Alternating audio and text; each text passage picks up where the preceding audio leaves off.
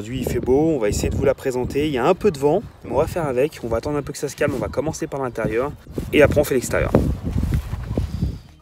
Donc voilà, l'intérieur est vraiment pas mal, bien fini.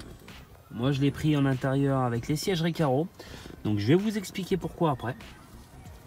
Vous allez rigoler, mais c'est ce qui m'a vraiment bien décidé à choisir ces sièges.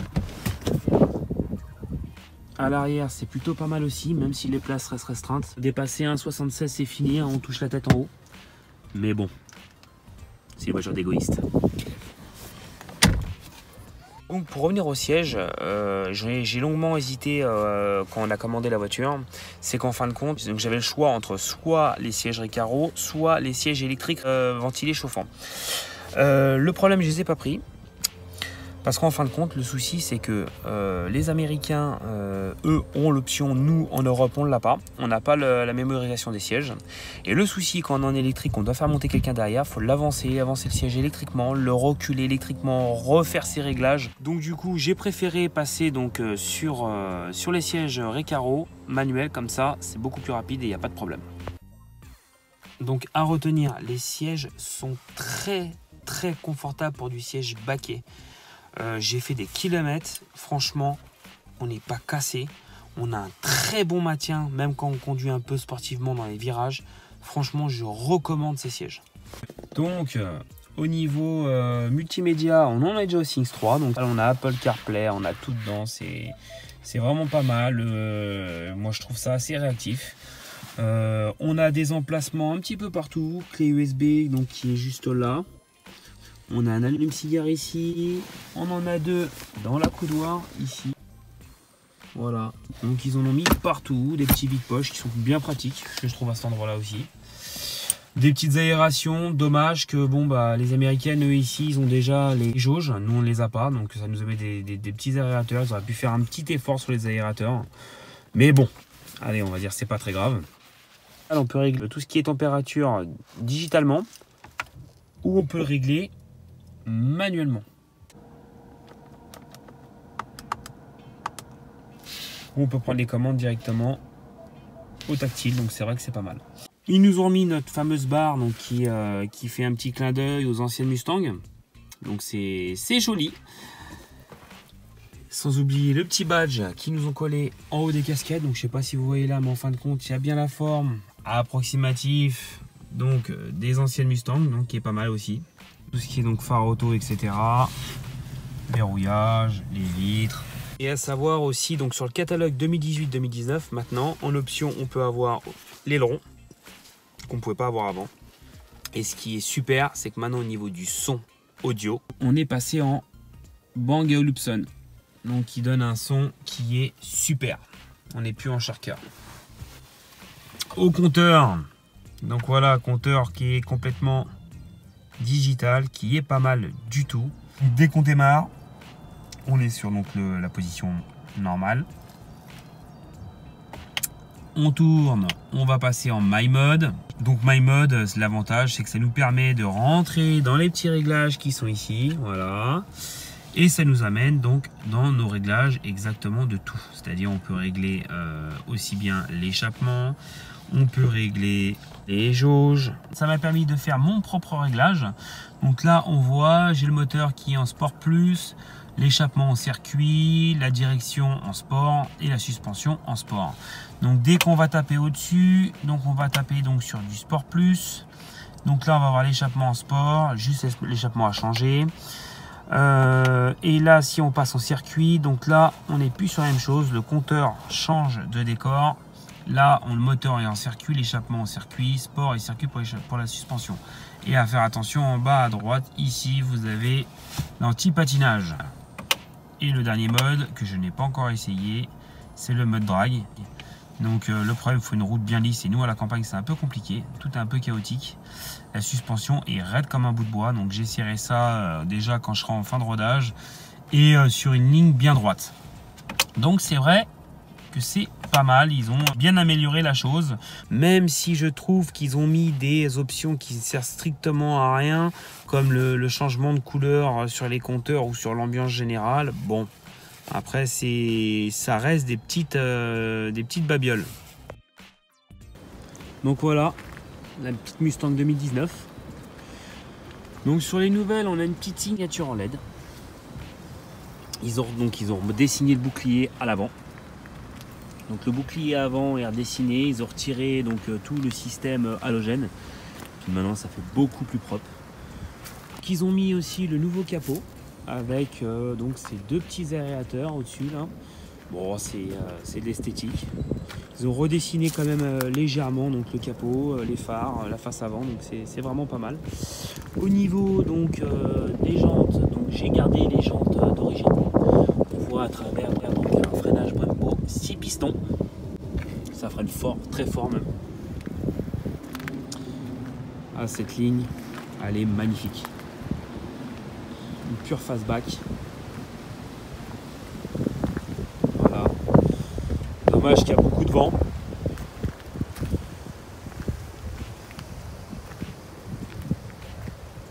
Donc on est en monte asymétrique. Donc 2,75 à l'arrière pour 2,55 à l'avant. Et bien sûr, vu que c'est un fin de catalogue 2018, début 2019, j'ai pu avoir les options 2019, y compris ce fameux aileron que je voulais absolument. Donc nouveau diffuseur, 4 sorties.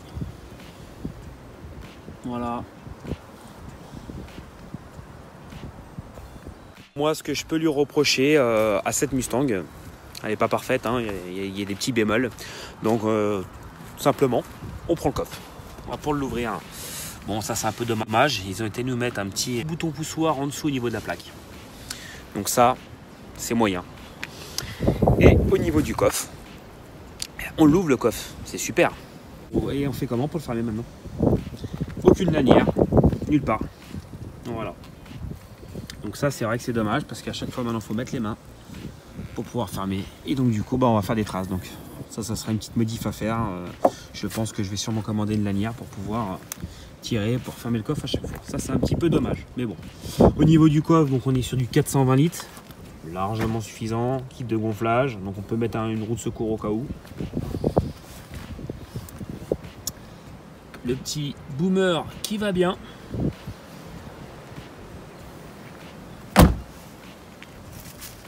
Sans oublier aussi qu'à l'arrière, ils ont passé les feux arrière en full LED. Donc c'est vrai, ce qu'ils ont fait quand même sur la nouvelle 2018-2019, ils ont quand même énormément travaillé donc, sur le design, même si l'habitacle est à peu près le même, mais ils ont quand même changé énormément de choses. Il y a du taf derrière, bon, il y aurait quelques éléments, moi, que j'aurais pas fait ça de cette manière-là, mais dans l'ensemble, on ne peut pas leur en vouloir. Ça reste une très belle GT, surtout au tarif. Là, sur une tonne 800, on est sur une gamme de série 6 ou une gamme C63. Je vous dirais, vous prenez une M6, c'est 140 000 €. Quoi. Donc on est à moitié de prix.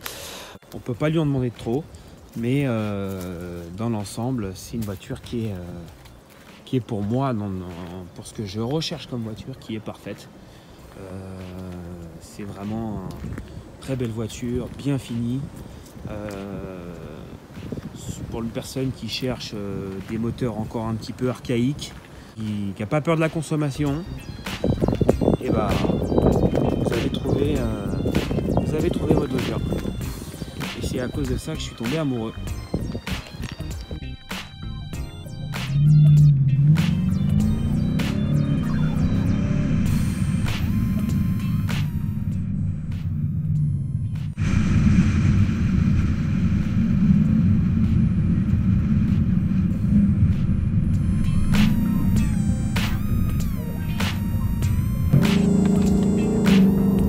Intérieur, qu'est-ce que je peux dire, le top, ça se roule bien.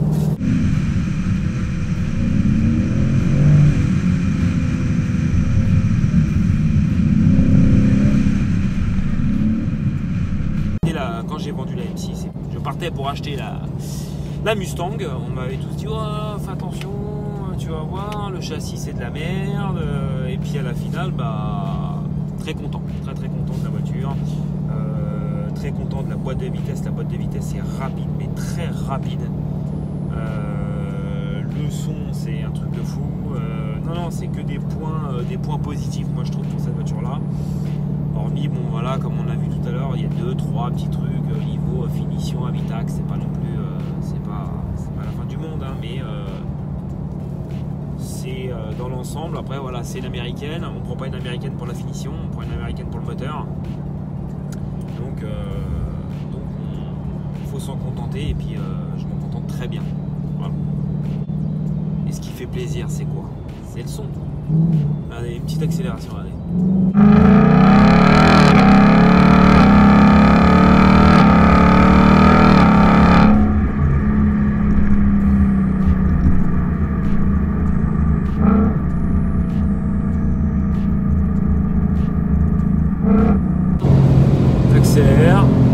Ça accélère, ça fait du bruit, c'est magnifique. Je recherchais donc un type de véhicule comme ça qui est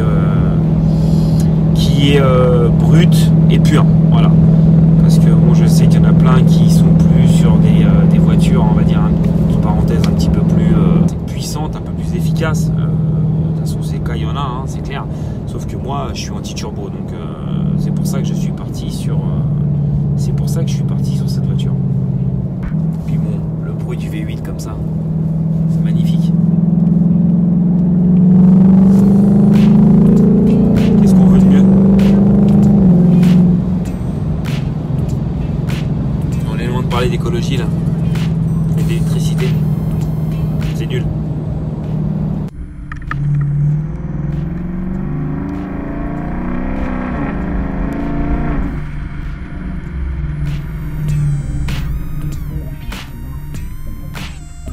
On est sûr de pas écraser quelqu'un avec ça. Les gens vont nous entendre.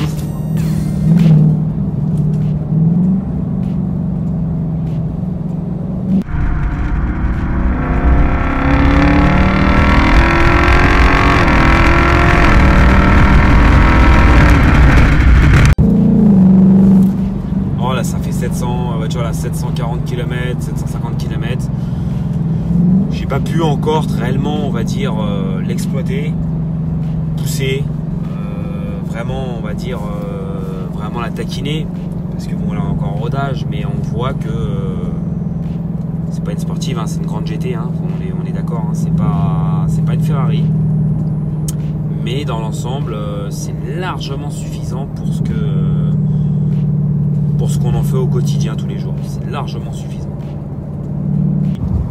Après, le seul petit bémol que je peux lui trouver, ça serait au niveau des rétrogradages. Je trouve que les rétrogradages, attention, la boîte rétrograde et freine bien, mais je trouve que c'est pas assez, vous allez rigoler, pas assez violent. Je trouve qu'il faudrait que ça soit plus brutal, hein, que limite que l'échappement pète, quoi, quand il y a un retour, un bon retour, quoi. Bon, après, c'est encore que mes opinions.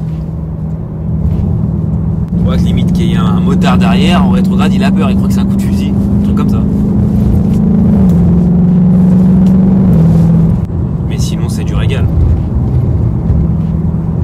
Pour une grosse voiture aussi, je trouve que ça braque bien. Je trouve que ça braque très bien même. Après, j'ai fait un peu de route récemment avec. J'ai fait peut-être 200-300 bornes. Même en ville, tout ça, c'est assez, étant donné quand même son gabarit, c'est assez, je trouve, assez facile à prendre en main.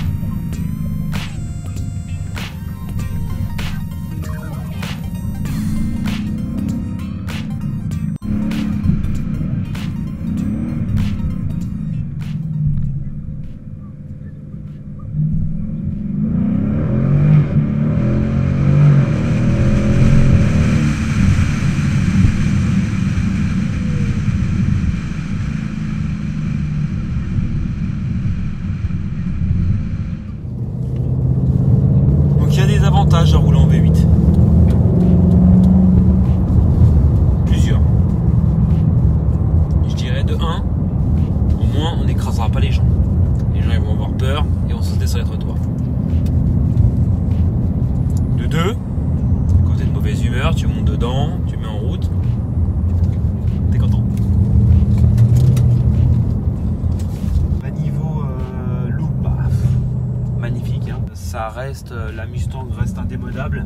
Gros avantage, petit clin d'œil pour les gens qui ont peur au niveau assurance, tout ça, ça coûte 0, une bille. Alors quand je dis 0, contrairement à la BMW, fallait compter à peu près, je ne vais pas vous dire de bêtises, fallait compter à peu près entre 120 et 150 euros en tout risque. Là, sur ce modèle-là, on est à 62 euros TTC en tout risque. Donc c'est vraiment ridicule. Donc conso, on va pas parler conso, hein. Conso, pour moi en même temps je m'en fous. Ils annoncent du 19 litres. Alors 19 litres, oui. Alors actuel je le fais, 19 litres en roulant comme une grand-mère. Donc c'est-à-dire une fois que je vais pouvoir conduire à ma manière, on va être plus proche du 30 litres que du 19 litres. Donc ça après, hein, on s'en fout un peu. J'achète pas une Mustang pour chercher l'économie, sinon il faut prendre un 3 cylindres diesel. Hein. Sur route, pas mal. Alors même si c'est, moi j'aime bien, on va dire, tout ce qui est un petit peu bruyant, pour ceux qui me connaissent. Le gros avantage, c'est qu'étant donné que c'est une boîte 10, l'avantage qu'on a, c'est qu'une fois qu'elle a passé sa 10e vitesse, pour ceux qui en ont, ils doivent savoir, hein, et le bruit, la voiture, elle est entre parenthèses, je dirais, étouffée. Et en fin de compte, on n'a plus de bruit. C'est très agréable, parce que bon, moi je m'en sers beaucoup avec la famille, et non constamment en solo. Donc c'est vrai que c'est très confortable. J'ai pas pu encore, on va dire, réellement pousser la voiture. Maintenant, pour les peu de pointes que j'ai fait, j'ai pas entendu de prise d'air. Les gens se plaignaient des prises d'air autour des fenêtres, j'en ai pas entendu non plus. Dans l'immédiat, je dirais, écoutez, au top. À voir, donc elle est à l'usage, hein, à l'usage courant avec du temps, une fois que les matériaux ont un peu vieilli. Le bruit du V8 est bien prononcé. À ce niveau-là, voilà, je vous un peu, écoutez.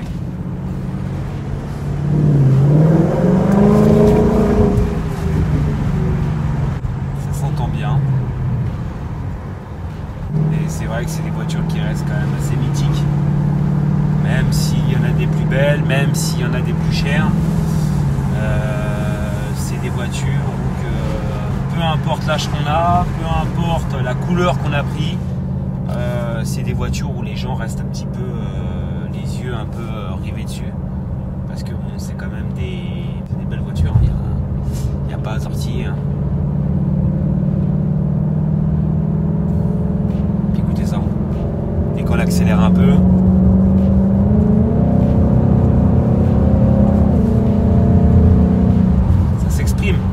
bon, je précise, hein, dans cette vidéo, le X-Pipe est déjà monté. Hein.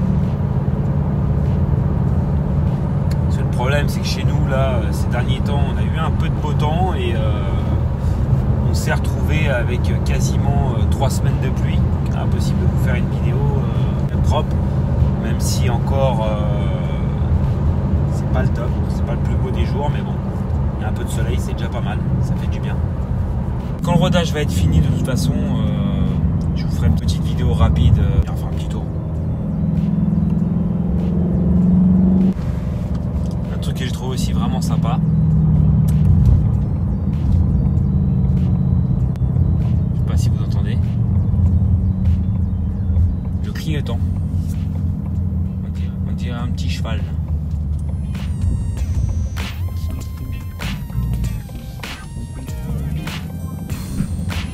Au bercail. J'espère que cette petite vidéo vous a plu. Et puis je vous dis à la prochaine. Ciao.